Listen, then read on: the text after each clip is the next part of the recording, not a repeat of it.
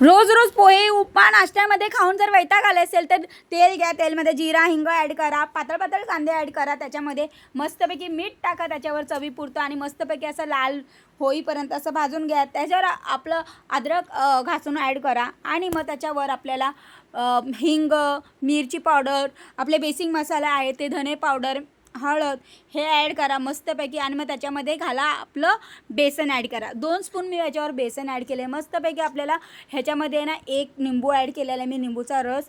मस्तपैकी असं बनवून घेतला मसाला. साईडला ठेवायचा आपल्याला. एक पोळी लाटून घ्यायची आहे. त्या पोळीवर आपल्याला जे मसाला हा बनवलेला आहे तो स्प्रेड करायचा आहे मस्तपैकी असं.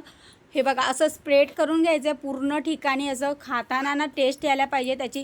आणि असं फोल्डवर फोल्ड करून घ्यायचं आहे आणि मस्तपैकी असं त्रिकोण आकार द्यायचा आपल्याला पराठ्याला.